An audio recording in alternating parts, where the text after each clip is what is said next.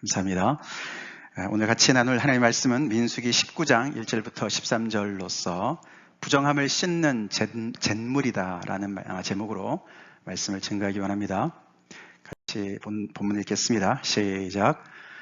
여호와께서 모세와 아론에게 말씀하여 이르시되 여호와께서 명령하시는 법의 율례를 이제 이르노니 이스라엘 자손에게 일러서 온전하여 흠이 없고 아직 멍에 매지 아니한 붉은 암송아지를 내게로 끌어오게 하고 너는 그것을 제사장 엘르아살에게 줄 것이요 그는 그것을 진영 밖으로 끌어내어서 자기 목전에서 잡게 할 것이며 제사장 엘르아살은 손가락에 그 피를 찍고 그 피를 회막 앞을 향하여 7번 뿌리고 그 암소를 자기 목전에서 불사르게 하되 그 가죽과 고기와 피와 똥을 불사르게 하고 동시에 제사장은 백향목과 우슬초와 홍색실을 가져다가 암송아지를 사르는 불 가운데에 던질 것이며 제사장은 자기의 옷을 빨고 물로 몸을 씻은 후에 진영에 들어갈 것이라.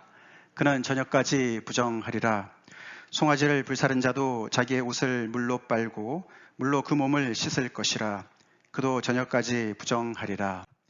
이에 정결한 자가 암송아지의 죄를 거두어 진영 밖 정한 곳에 들치니 이것은 이스라엘 자손 중에 위하여 간직하였다가 부정을 씻는 물을 위해 간직할 것이니 그것은 속죄제니라.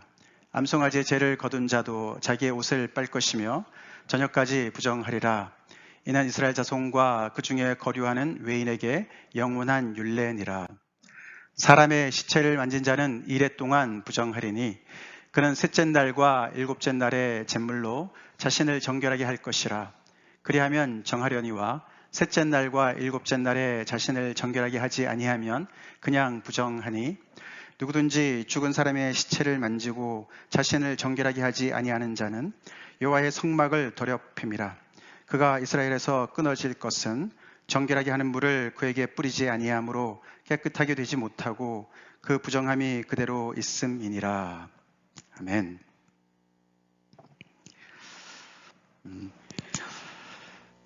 사실 따지고 보면 한 8일 다녀왔는데 한 달도 넘게 갔다 온 것 같아요. 굉장히 오랫동안 다녀온 것 같은 생각이 들 정도로 한 주간에 정말 그 인간으로서 경험할 수 있는 감정의 극과 극을 계속 이렇게 경험했던 것 같습니다. 한쪽으로는 갑작스러운 그런 물론 이제 예상은 하고 있었지만 장모님께서 정말 오래 못 사시겠구나 생각은 있었지만 생각보다는 빨리 이렇게 또 돌아가셨어요. 그래서 처음에 저희가 소식을 들었을 때는 정말 너무 황망하고 막막하고 마음에 그런 정말 이렇게 어떻게 해야 되나 이런 생각들이 많이 들었었습니다. 그래서 정말 슬픔이 이렇게 정말 전체를 이렇게 우리를 짓누르는 그런 상황 속에서 이제 하나하나 이제 갈 준비를 하면서 참 예상치도 못한 이런 여기저기에서 이렇게 또 참 감사 제목을 하나님께서 하나하나 주시는 거예요. 그래서 또 갈 수 있게 해주시고 또 가서도 또 이런 상실감, 헤어짐의 상실감도 있지만 또 가족들을 또 제외하는 또 만남의 그런 만남도 있었고 슬프지만 또 어머님의 인생을 돌아보면서 또 너무나 또 감사가 넘치는 그래서 너무나 기쁜 그런 시간을 또 이렇게 갖게 되었어요. 제가 몇 분한테 말씀을 드렸지만 거기 가서 우리 또 참빛교회 식구들이 여럿이 왔었어요. 특별히 조문을 하러 오신 제일 처음에 오신 분들이 누구신가 하면 우리 준영 형제 어머님과 형님이 오셨어요.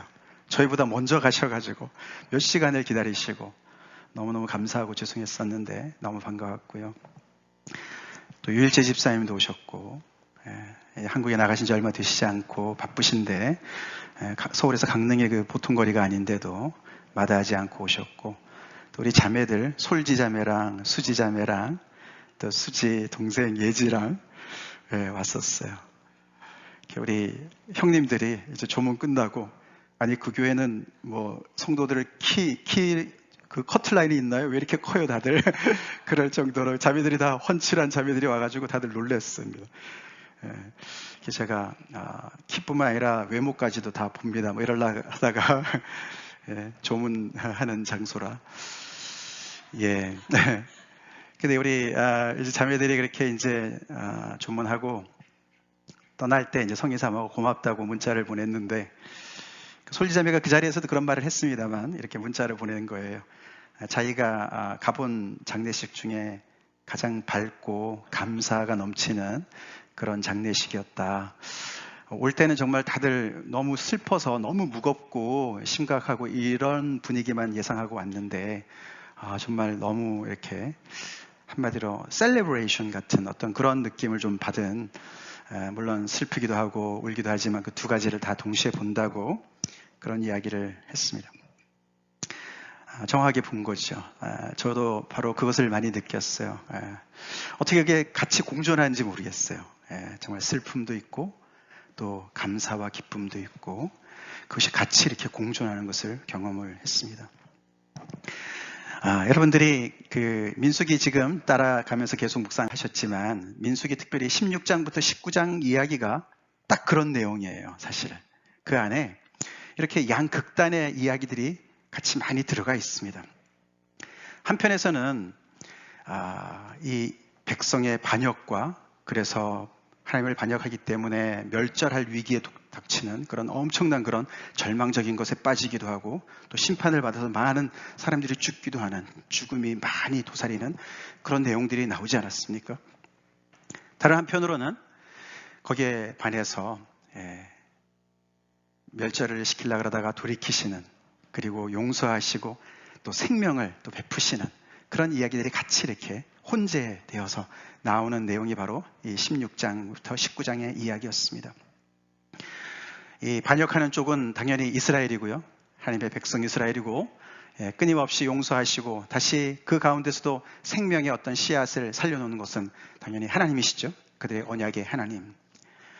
언약에 너무나 신실치 못하고 반역하는 불순종하는 이스라엘과 포기치 못하시는 하나님. 조금 전에 우리가 여호와께로 돌아가자 너무나 적절한 찬양이었습니다. 포기를 못하시는 그 하나님. 그런 이야기들이 계속 이렇게 16장부터 19장 그 앞에도 물론 나왔지만 그렇게 나오는 것을 볼 수가 있었습니다. 특별히 이 부분에서 두드러진 내용이 뭐 같습니까? 여러분들도 다 아시지만 이런 이 극과 극의 정말 이 하나님의 이런 선하신 뜻과 이 은혜를 이렇게 계속 정말 그들을 사랑하시려고 하는 그런 그 마음을 저버리는 이 이스라엘 그 사이에 끼어 있는 사람을 우리가 보지 않았습니까? 그렇죠? 그래서 모세의 중보기도 모세를 우리가 만났고 또 우리가 지난주에 정수 목사님이 전해주셨는데 아론 제사장 아론이 그 죽은 자와 산 자의 사이에서 향불을 들고 있는 향로를 들고 있는 그런 모습을 우리가 보고 봤습니다. 그래서 이 중간에 있는 사람들의 역할이 굉장히 두드러진 그런 내용입니다. 극과 극에서의 중간의 역할. 그래서 이 16장부터 19장은 제사장직에 대한 이야기입니다. 프리스트후드에 대한 이야기예요.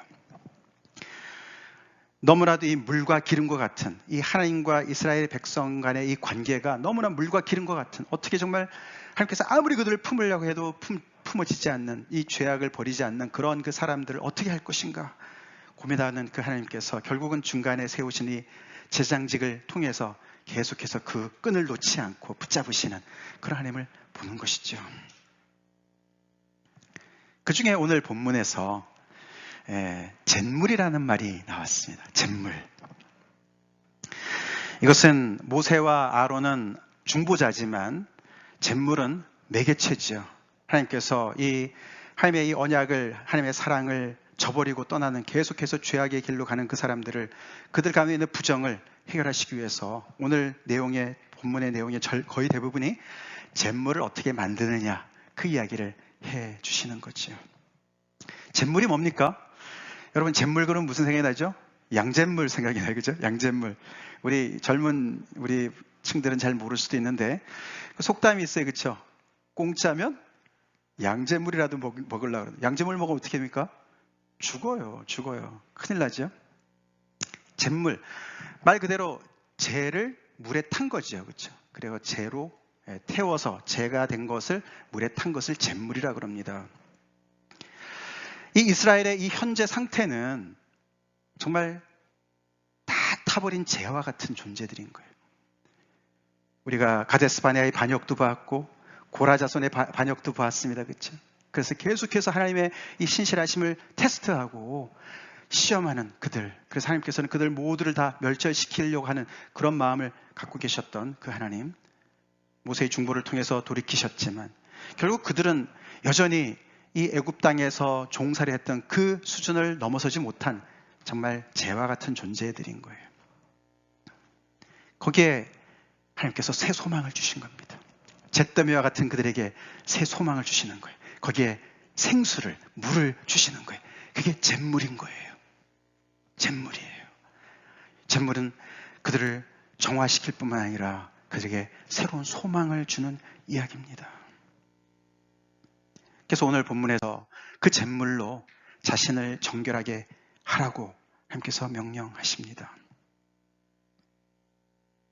특별히 오늘 이 잿물은 우리가 레위기에서도 봤지만 이 백성들이 죄를 지었을 때 속죄제를 지냅니다. 그렇죠? 근데 조금 색다른 속죄제를 오늘 말씀을 하시는 거예요.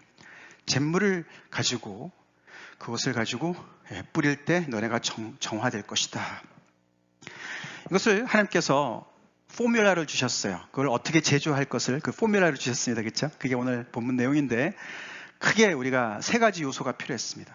첫 번째는 붉은 암송아지가 필요했고, 두 번째는 붉은 암송아지를 태울 때 거기다 같이 던져서 태울 백향목과 우슬초와 홍색 실이 있었고, 그렇게 다 탄 다음에 재가 된 다음에 그 재를 거두어서 진영 밖에 특정한 장소에다가 보관해 놨습니다. 그리고 그것을 쓸 때는 어떻게 했습니까? 흐르는 물에다가 다서 쓰라고 했습니다. 그렇게 세 가지 요소가 필요했던 것이죠.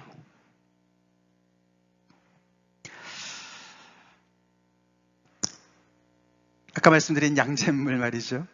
양잿물은 옛날 우리 어르신들, 우리 부모들 세대, 그쵸? 그보다 앞선 세대들이 비누나 이런 세제가 없을 때 썼던 거예요. 그렇죠? 특별히 무명 옷이라든가 이불이라든가 그런 것들을 빨 때 거기에 이렇게 기름이나 때가 묻어 있지 않습니까? 그걸 그냥 빨면 안 빨리죠. 그렇죠? 우리 세탁소 하신 사장님이 앉아 계시는데 제가 또 세탁에 대해서 얘기를 죄송한데 이게 세제가 꼭 중요하지 않습니까? 그렇죠? 그래서 그래서 이 양잿물을 사용했습니다. 왜 양잿물인가요? 저도 그래서 찾아봤어요. 맨날 양잿물 그러기만 했는데 이게 양이라는 게 서양이라는 뜻이래요. 서양에서 들어온 잿물이라는 뜻이랍니다. 그래서 원래 전통적인 잿물은 콩깍지나 지피나 이런 거를 태워가지고 그 재를 이렇게 시루에다 놓고서 물로 이렇게 울궈낸답니다. 울궈내서 잿물을 만든대요. 그걸 가지고 옛날에는 썼답니다.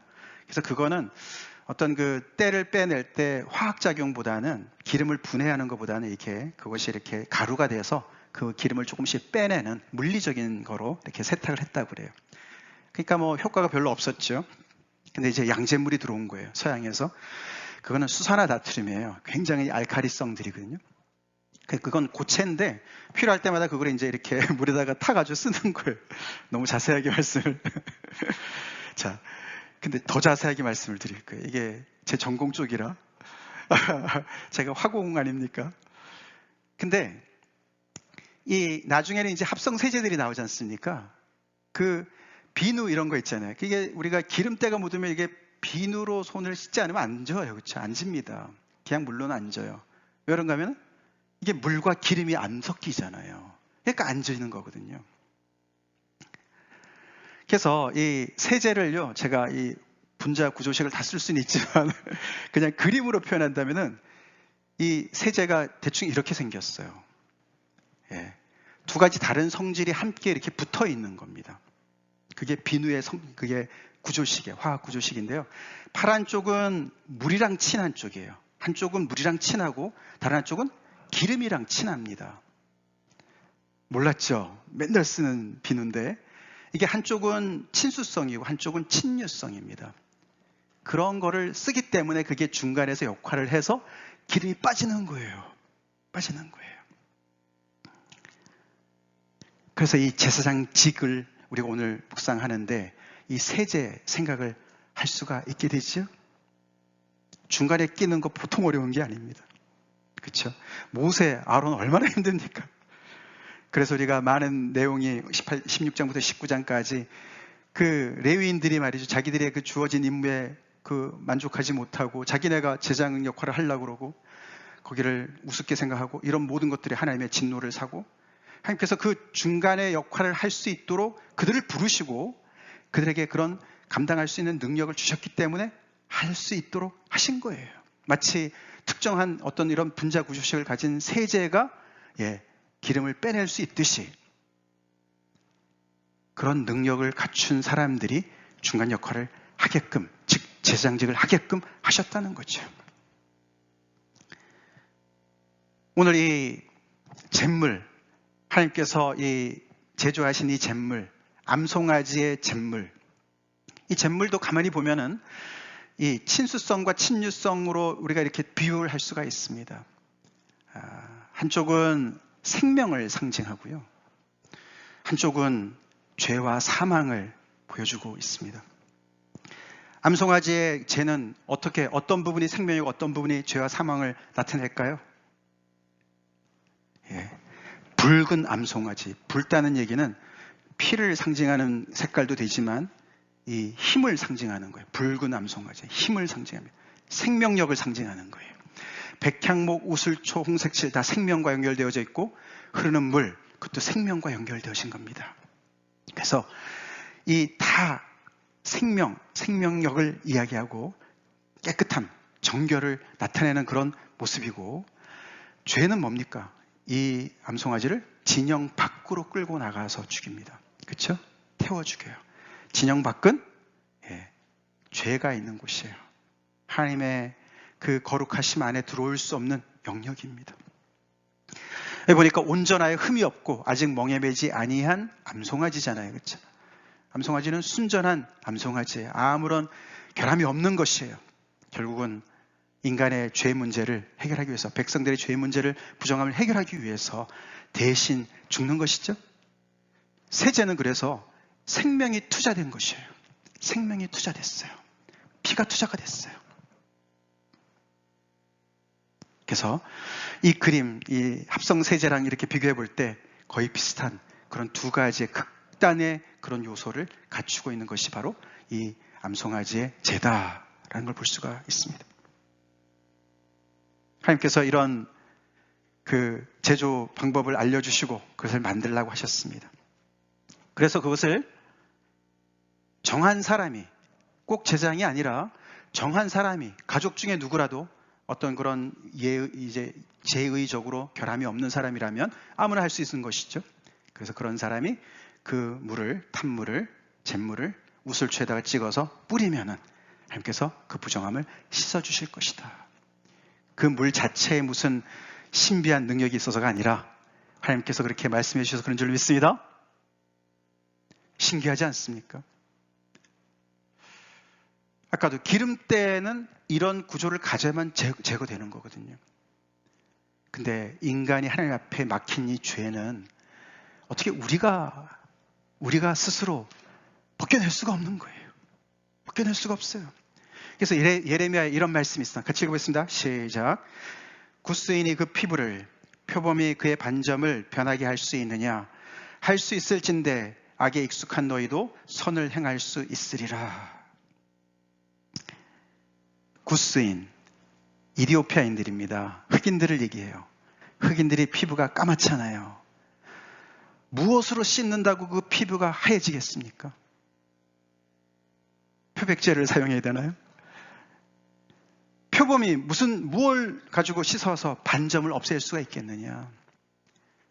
그렇게 하나님께서 말씀하시는 것이죠. 죄악에 물든 우리의 심령을 우리가 무엇으로 씻어서 그 죄를 빼낼 수 있을까?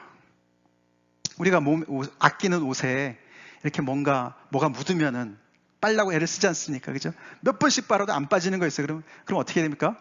전문가한테 가져가야 돼요. 그렇죠? 전문가한테 가져가야 돼요. 우리 이제 정근무 집사님 옛날에 많이 하셨는데, 그렇죠? 딱 스파링 해가지고 깨끗하게 해주시죠. 거기에 물질에 뭐가 맞는지를 정확하게 아니까 전문가들은. 다시 말해서 죄를 세척해내는 물질은 인간이 스스로 만들 수 없습니다. 아멘? 인간이 스스로 만들 수가 없어요. 우리 그걸 잘 생각해 봅시다. 잘 생각해 봅시다. 다 아는 얘기 같지만요. 그래서 이 붉은 암송아지로 잿물을 만드시는 이 하나님의 이것은 하나님의 전매 특허예요. 전매 특허입니다. 하나님이 정하신 뜻으로 그런 요소들을 다 그 말대로 순종했을 때, 그것을 그대로 순종해서 뿌렸을 때, 그 어떤 것으로도 제거되지 않는 그 죄가, 부정함이 씻기게끔 하나님께서 정하셨습니다. 할렐루야. 하나님께서 하신 거예요. 하나님께서 하셨어요. 그래서 특별히 이 19장에 나오는 이야기들은 시체를 만지는 경우에 장막 안에 같이 가족들이 살지 않겠습니까? 그래서 희수 집사님이 기도하셨지만 우리 조그만 교회 안에서 이렇게 가족을 떠나보내는 게 이렇게 3주 연속으로 이렇게 계속 일어나는 일들이 정말 저도 목회하면서 이런 일이 처음인데, 우리 안에도 이렇게 죽음이 가까이 있는데 이 16장부터 19장까지 죽음이 얼마나 많이 나왔습니까? 그래서 그 진영이 다 죽음의 그림자로 가려 있는 거예요. 그래서 하나님께서 그 시체에 가까이 있었던 가족 중에 누가 죽었든지 아니면은 어디 전쟁에 나가서 시체를 만졌든지, 그리고 그 장막 안에 있었는데 그 뚜껑을 열어놓은 그릇이라든지 이런 모든 것들을 어떻게 정하게 할 수 있는 것인가? 그것은 하나님 쪽에서는 굉장히 심각한 부정의 문제였습니다. 부정함의 문제였어요. 우리는 생각할 때 저희도 이제 이렇게 뭐라 그러죠? 장모님 염할 때 다 들어가서 어머님 마지막으로 뵙기도 하고, 그랬는데, 여기는 뷰잉이라고 그러지 않습니까? 뷰잉. 이제 그런데, 이렇게 그런 것이 어떤 위생적으로 어떤 문제가 있기 때문에 바이러스라든가 이런 것들 때문에 정하게 해야 된다. 우리 그렇게 생각할지 모르지만 지금 성경은 그 얘기를 하는 것이 아닙니다. 그 얘기하는 것이 아니에요. 생명의 하나님과 정반대에 있는 것이 죽음이기 때문에, 그래서 이 죽음이 있는 곳이 가까이 하나님 앞에 오게 되면 하나님께 이 거룩함이 침해를 당하고, 그래서 오늘 보면은 3일째와 7일째 이것을 뿌리지 않으면 그 사람은 어떻게 되는 그랬습니까? 끊어질 것이다. 백성 중에 끊어질 것이다. 그렇게 얘기하십니다. 굉장히 심각한 죄입니다. 그렇죠? 이게 그냥 가족이 갑자기 죽어서 이렇게 장세를 지내게 되는 어떻든 간에 그런 것은 그냥 당한 일인데, 그것을 그냥 놔두고 이 정한 물로 자기를 깨끗하게 하지 않으면은 하나님의 언약으로부터 제거가 되는, 잘리는 그 정도의 심각한 문제라고 하나님께서 말씀하시지 않습니까? 그만큼 굉장히 중요한 일인데 그렇게 시체로 말미암아 부정해진 것을 다른 그 어떤 것으로도 깨끗하게 되지 않는데, 하나님께서 알려주신 바로 이 공식대로 만들었을 때 그것이 깨끗하게 그들을 정화시키는 정화수가 된다는 거예요. 그러니까 우리가 보면 이 불순종하는 이스라엘과 그들을 끝까지 포기하지 못하신 하나님 그 사이에 중보하는 사람도 있고 또 매개하는 이 잿물도 있는 거지 않습니까? 그렇죠? 매개하는 잿물도 있고, 그 중보하는 사람도 하나님께서 세우시고 이 매개물도 하나님께서 이렇게 다 자세하게 알려주셔서 어떻게 준비하라고 다 말씀해 주셨어요. 왜 그렇게 하셨습니까? 너무나도 말도 안 듣는 그 백성을 포기하지 못하고 계속 끝까지 언약을 지키시고 그들과 동행하시기 위해서, 다시 말해서 사랑하시기 때문에 그런 줄로 믿습니다. 사랑하시기 때문에 그러신 거예요.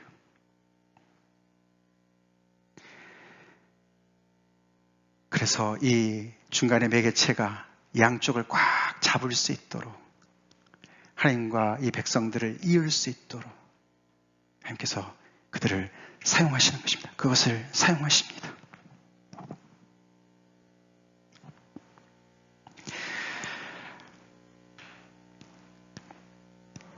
이 암송아지 제가 굉장한 능력을 가지고 있지만 우리가 히브리서에 가보면은 암송아지의 제를 능가하는 엄청난 하나님의 그런 세제가 나오죠. 바로 뭡니까? 우리 같이 읽겠습니다. 시작. 염소와 황소의 피와 및 암송아지의 제를 부정한 자에게 뿌려 그 육체를 정결하게 하여 거룩하게 하거든 하물며 영원하신 성령으로 말미암아 흠없는 자기를 하나님께 드린 그리스도의 피가 어찌 너희 양심을 죽은 행실에서 깨끗하게 하고 살아계신 하나님을 섬기게 하지 못하겠느냐. 아멘. 아멘이시죠? 암송아지의 제, 그렇게 엄청난 능력을 가졌던, 효능을 가졌던 그 암송아지 제, 그것조차도 하나님께서 그림자로 보여주신 것이고 영원토록 우리의 속속 깊이 폐부 속에 세포 마디마디에 깊이 박혀있는 우리의 양심의 죄들을 하나하나 다 빼내시기 위해서 하나님께서 제조하신 것이 바로 그리스도의 피인 줄로 믿습니다. 그리스도의 피. 그래서 죽음이 서려 있고 죽음으로 말미암아 부정하게 된 모든 곳에 우슬초로 이 물을 찍어서 뿌리면 정해진 것처럼 그 모든 것에 그리스도의 피가 뿌려지면 다 정해질 줄로 믿습니다. 오늘 이 말씀처럼 모든 것에서 깨끗함을 받게 된다. 깨끗함을 받게 된다. 그래서 가만히 보면 우리 예수 그리스도께서는요, 모세와 아론과 같은 중보자도 되시고 또 자신이 매개체 자체가 되신 거예요. 두 가지 다를 함께 감당하셨어요. 큰 대제사장으로서 중보도 하시지만 자신을 하나님의 어린 양으로 제물로도 바치신 그런 분이시죠. 그래서 그 하나님과 백성들 사이에 그 나눈 모든 그 간격을 당신께서 당신의 생명으로 이으신 줄로 믿습니다. 그래서 유일한 중보자는 예수 그리스도시죠. 이 예수님을 봐도 아까 우리가 그 합성세제의 그 분자식과 비슷한 것을 보지 않습니까? 우리 예수님도 죄를 알지도 못하신 분이었는데 죄 자체가 되셨어요. 그렇죠? 그분이 하나님의 아들이시지만 육신을 입고 이 땅에 오셔서 낮아지시다가 십자가에까지 낮아지시고 결국은 우리 대신 죽으신, 여기 오늘 이 붉은 암송아지와 같은 진영 밖에서, 성문 밖에서 모든 죄를 짊어지시고 죽으신 분이시죠. 한쪽은 그분의 거룩하심, 한쪽은 죄 자체가 되신 그 주님이 그 모든 것을 다 품고 계시는 거예요. 바로 그것이 중간에 끼어있는 중보자 그리스도의 모습이고 모세와 아론의 모습이고 제장들의 모습이고 또 잿물의 모습인 겁니다. 이런 맥락에서 우리가 베드로전서 2장 9절 말씀을 이해해야 됩니다. 같이 읽겠습니다. 그러나 너희는 택하신 족속이요 왕같은 제사장들이요 거룩한 나라요 그의 소유가 된 백성이니. 여기 교회를 향해서 너희는 택하신 족속이다.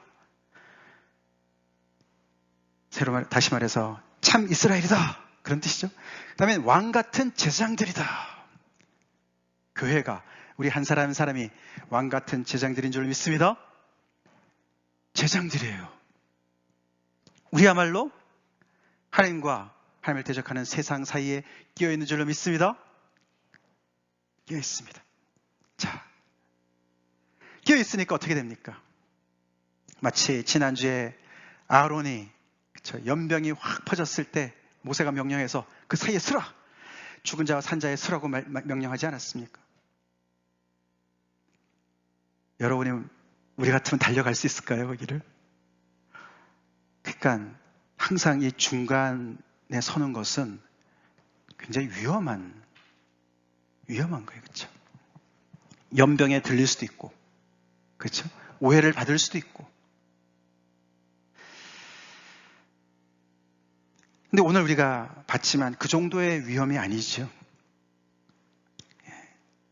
예수님의 모습을 볼 때 한마디로 예수님 안에는 생명도 있고 사망도 있는 거예요.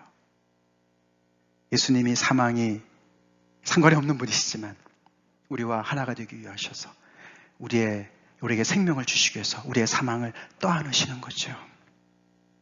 예수님 안에 친유성과 친수성이 같이 있는 것과 같은 그런 모습인 거예요. 그런 이야기를 우리가 고린도후서 4장 10절에서 12절에 이렇게 바울이 이야기합니다. 제가 그냥 읽겠습니다.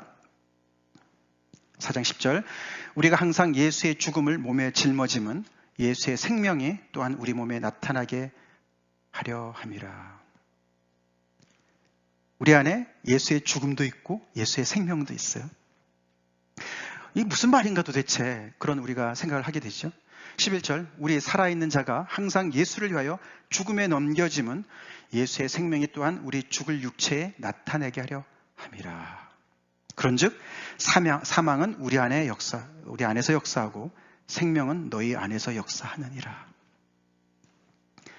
사망, 생명 계속 왔다 갔다 하면서 설명을 하는데 무슨 말인가? 결국은 이 이야기입니다. 바로 조금 전에 말씀드린 이 이야기예요. 우리가 왕 같은 제사장들이기 때문에 제사장은 생명과 사망 사이에 있는 자들입니다. 합성 세제처럼 우리 안에 그리스도의 생명이 있을 뿐만 아니라 세상의 그런 모든 악함과 그런 모든 죄와 이런 것들로부터 우리가 어떻게 분리가, 물론 우리 자체는 아니지만 그대로 우리가 나몰라라 하고 우리끼리 모여 있을 수가 없는 거죠.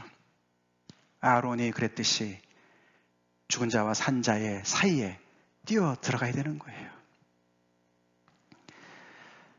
그것이 바로 제사장이 감당해야 될 일입니다.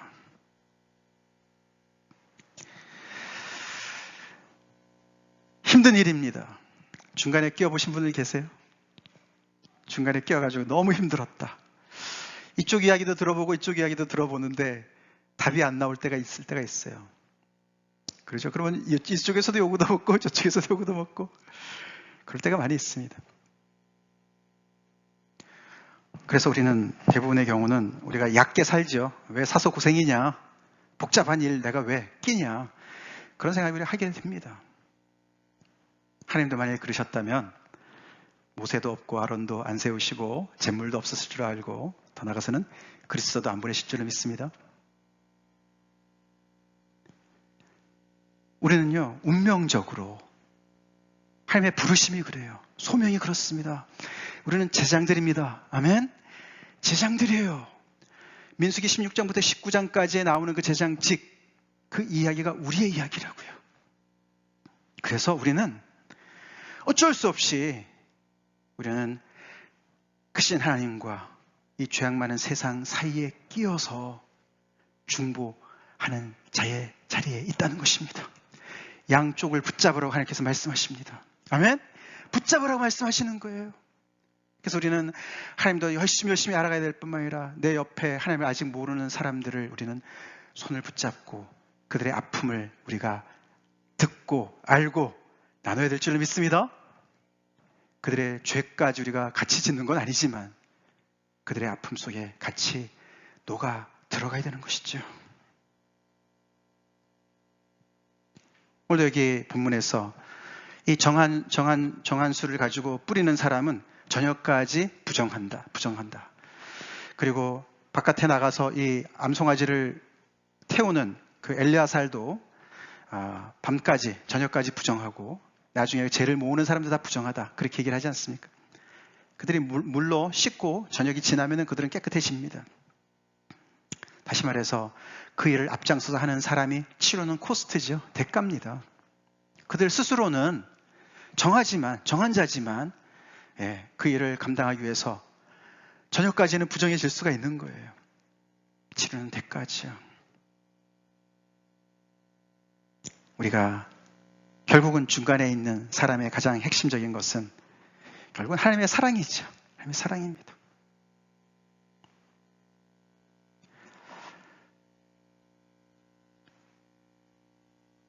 이렇게 정말 힘들 수밖에 없는 그런 이 장례식을 지내오고 나서 참 감사가 넘치는 이유는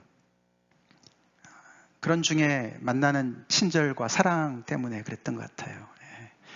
많은 분들이 정말 시간을 할애하고 물질을 나누고 마음과 사랑을 나누고 그렇게 코스트를 치르는 거예요. 그래서 이렇게 잡아주는 거죠. 잡아주니까 그것을 통해서 참 좀 과장을 한다면 글쎄요, 한 1년 아니면 10년 인생을 한 일주일 안에 다 경험한 것과 같은 그런 풍성한 경험을 하게 되는 것 같습니다. 힘들지만 우리가 우리의 역할을 제대로 감당하게 되면, 제장리의 일을 감당하게 되면 생명이 꽃필 줄 믿습니다. 예, 오늘 찬양한 대로 정말 생명의 꽃들이 피어날 줄로 믿습니다.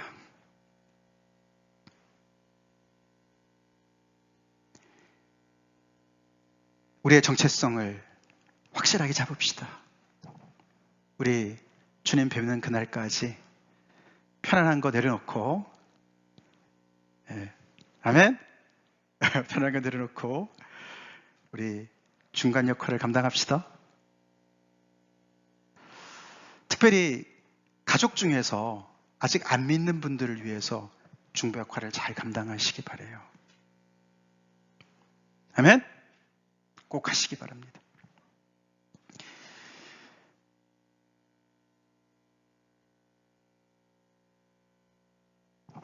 오는 데는 순서가 있지만 가는 데는 순서 없단 말이 있잖아요. 그렇죠? 우리가 그래서 정말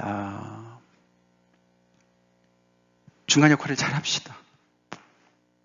오해를 받아도, 욕을 먹어도, 용돈을 좀 못 받아도 부모님 빨리 예수님 믿으시라고, 예수님 믿으셔야 된다고, 그리스도의 피로 정결케 함을 받으시라고 말씀드려야 됩니다. 해야 돼요. 우리가 중보 역할을 해야 돼요. 얘기하면은 시끄러워지죠. 잔잔한 그냥 호수에 돌을 던지는 것처럼 파장이 일 수 있죠. 척질 수 있습니다. 온수될 수 있습니다. 그러나 우리가 지혜롭게 해야 됩니다만, 그러나 우리는 입을 닫아서는 안 됩니다. 닫아서는 안 돼요. 전도해야 됩니다. 네, 아직 안 믿는 친구들에게 우리는 이 중간 역할을 감당해야 될 줄로 믿습니다. 감당해야 돼요. 감당해야 돼요. 우리의 이 누더기 옷과 같은, 우리가 아무리 의롭게 살았다도 하더라도 우리의 그 의는 다 누더기 옷이라고 이사야가 말을 했습니다. 이사야 선지자가 하나님 앞에 우리 자신의 의로서는 절대로 설 수가 없고, 세상 그 어떤 무슨 세제를 쓴다 하더라도 우리 안에 있는 이 죄악의 이 자국을 빼낼 수가 없습니다. 오직 하나님이 만드신, 하나님께서 준비하신 그리스도의 피밖에 없다는 것이에요. 없습니다. 없습니다. 그러니까 우리 기도 열심히 하면서 우리 제장직 역할을 감당합시다. 하나님과 안 믿는 이웃의 손을 같이 잡고 그 속에서 가슴앓이하고,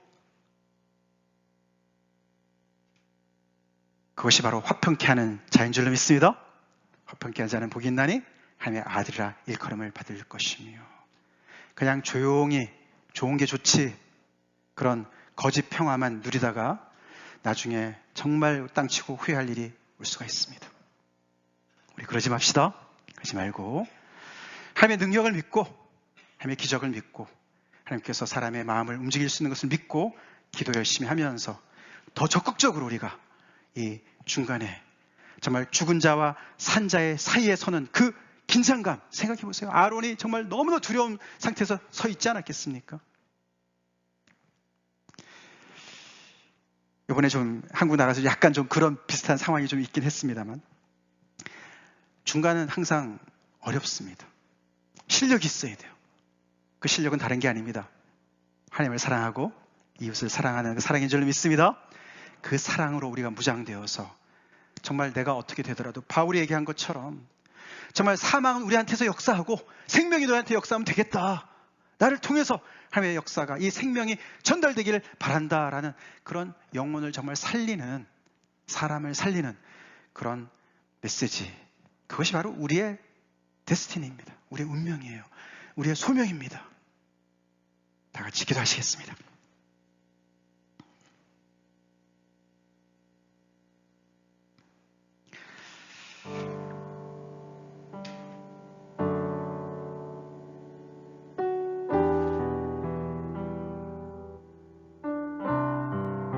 내 자신을 돌아봅시다. 내 안에는 제사장의 소양이 있는가, 요소가 있는가. 아까 봤지만 오늘 이 잿물도 예수님도 다 양쪽을 갖고 계시지 않습니까?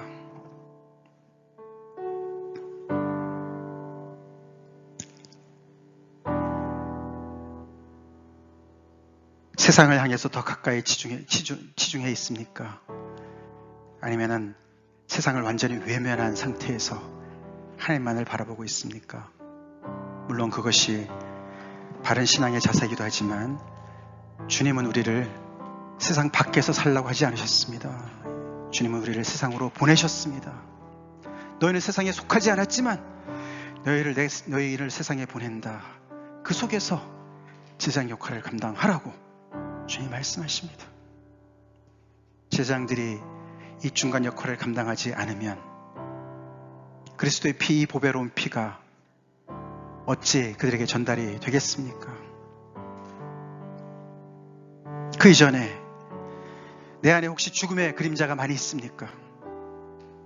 그리스도의 피가 있습니다. 그리스도의 피를 뿌리십시오. 믿음으로 뿌리십시다.